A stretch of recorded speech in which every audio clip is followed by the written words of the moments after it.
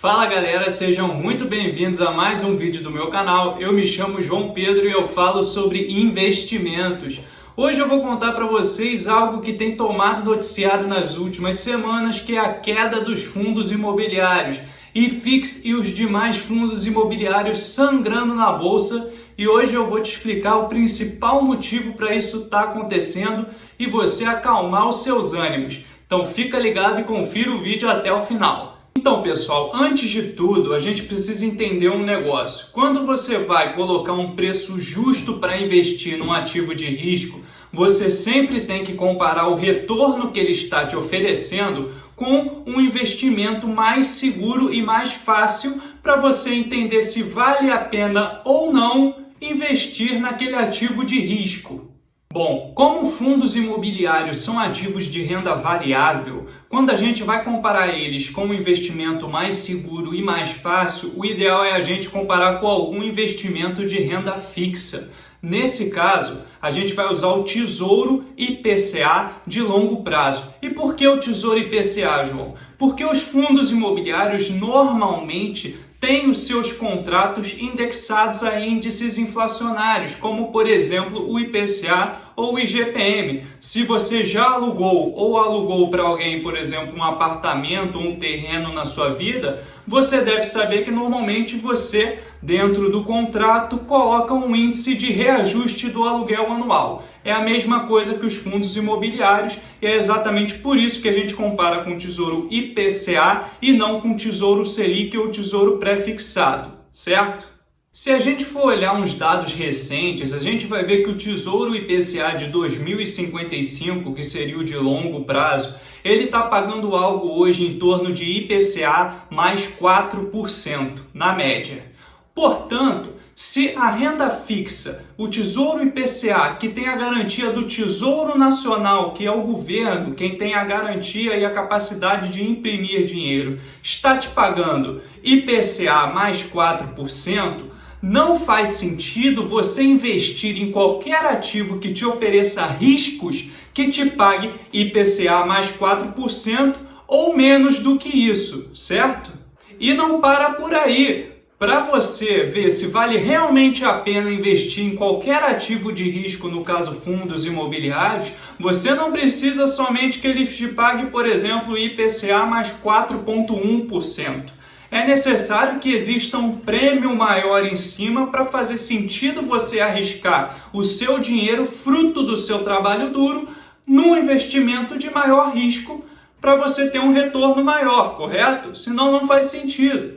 Normalmente, os analistas utilizam um prêmio de aproximadamente 3% ao ano em cima de investimentos com maior risco em relação ao seu comparativo na renda fixa. Ou seja, se o Tesouro IPCA hoje está pagando IPCA mais 4%, o mínimo que a gente aceitaria seria algo em torno de IPCA mais 7% dentro dos fundos imobiliários, através de uma conta de padaria. Estou falando valores aproximados, nada garantido. Bom, pessoal, entendido isso, agora vamos raciocinar baseado no último ano de pandemia. O que aconteceu? No ano de pandemia, tanto a Selic como a maioria das taxas de juros do país estavam em um dos seus menores patamares históricos.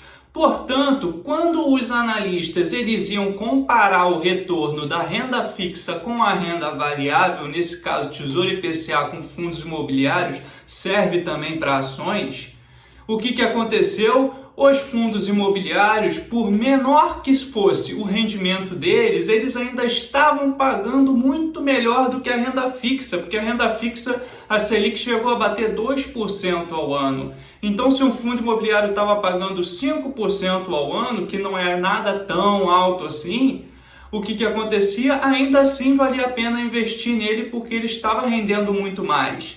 E agora, o que aconteceu? O movimento está sendo contrário. Agora a Selic subiu nas últimas semanas para 4,25% e o Tesouro IPCA está pagando IPCA mais 4% aproximadamente, o de longo prazo.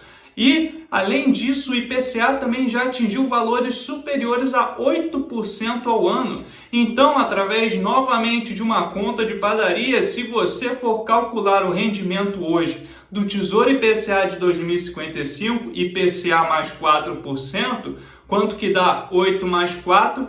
12% ao ano.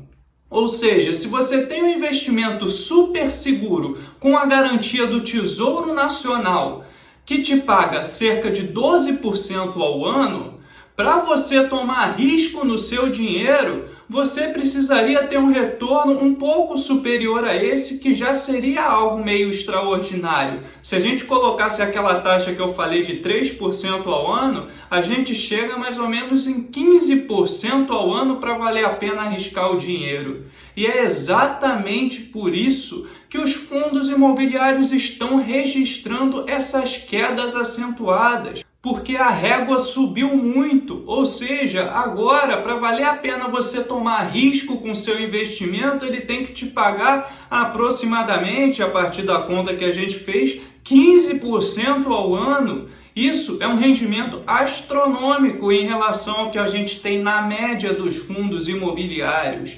Por isso que os fundos imobiliários estão caindo. Porque pensa comigo, qual é o raciocínio do mercado? Para que eu vou arriscar o meu dinheiro para ter um rendimento que eu posso ter investindo num Tesouro IPCA de longo prazo com a garantia do Tesouro Nacional de 12% ao ano? Eu só vou aceitar arriscar o meu dinheiro se ele me oferecer algo em torno de 15% ou mais, senão eu tô fora, entendeu?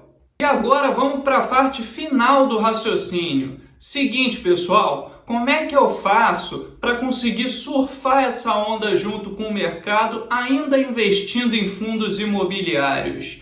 Eu acredito que os fundos de recebíveis com contratos indexados ao IPCA devem performar melhor. E por que o IPCA, João? Simplesmente porque o IPCA ele é o principal índice inflacionário que o Banco Central usa para medir as tendências de inflação do país. Ou seja, o Banco Central, que é quem tem o poder de subir ou descer a Selic, ele olha para o IPCA para tomar a decisão dele. Se o IPCA está subindo, ou seja, se a inflação está subindo, ele fala, não, peraí, precisamos subir a Selic para controlar essa inflação, senão vai ficar descontrolado. Portanto, a Selic e o IPCA caminham lado a lado, porque se o IPCA não sobe, a Selic não tem por que subir, entendeu? Bom, basicamente era isso, pessoal. Eu agradeço muito a sua atenção por você ter continuado aqui até o final junto comigo. Eu espero ter esclarecido todas as suas dúvidas e ter amenizado um pouco do seu medo aí de ver esse sangramento no mercado de fundos imobiliários. Portanto, se você gostou do conteúdo desse vídeo, deixe o seu like e se inscreva no meu canal, porque isso me ajuda bastante. Então é isso. Até o próximo vídeo. Valeu, um abraço e tchau!